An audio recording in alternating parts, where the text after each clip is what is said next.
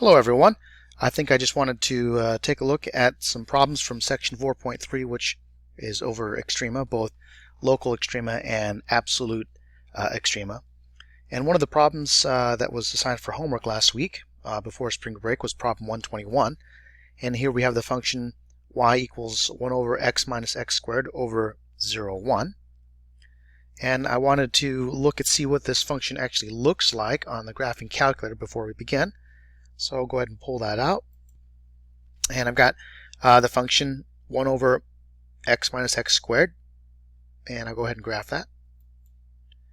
And from 0 to 1, notice it looks like a U-shaped function. And it looks like maybe the minimum is going to be somewhere around an x value of 1/2.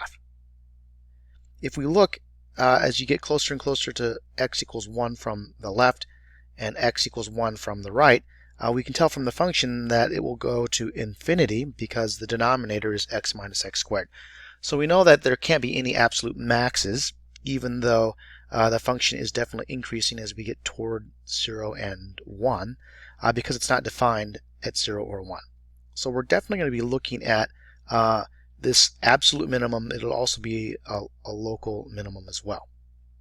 So going back to the function, y equals 1 over x minus x squared. We'll go ahead and differentiate that. And so before I begin, I want to actually write that in terms of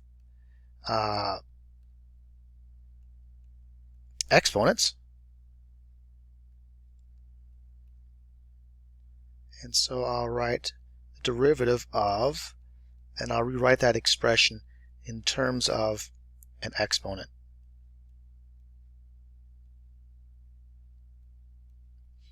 And now we can use the power rule on this. So I'm going to differentiate this.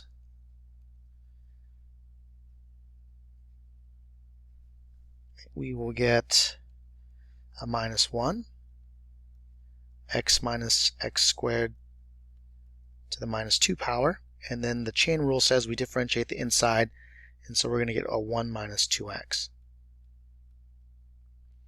Now when we look at this further, and I simplify this, this will look like minus 1 over x minus x squared to the power of 2 in the denominator, and I really have a 1 minus 2x in the numerator. And so you can still see that the denominator is still undefined at 1 and 0, but the numerator will vanish at x equals 1/2. So we're going to look for critical numbers, and critical numbers occur when the derivative either does not exist, and since we're only looking from 0 to 1, we don't have to worry about 0 and 1 because the function is not defined at 0 and 1. So the critical numbers we're only going to look at is when the derivative goes to 0. In this we can easily see that it will go to 0, so we'll set the derivative to 0.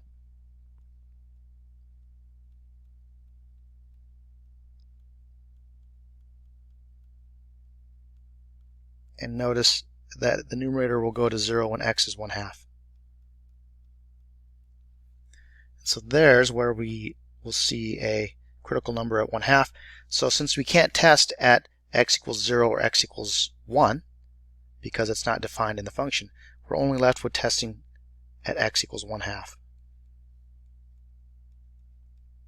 Of course, we could plug that into the original function, or we could use our graphing calculator. I'll go to the table feature here.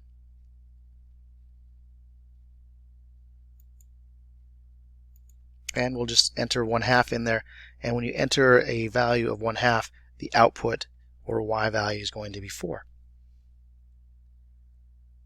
And so 1/2, 4 will be the absolute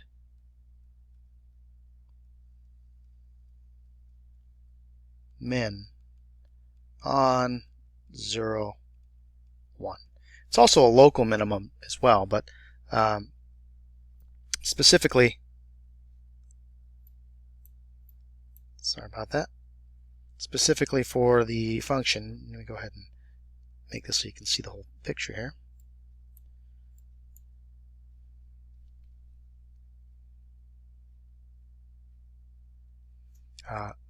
Minimum at 1/2, 4.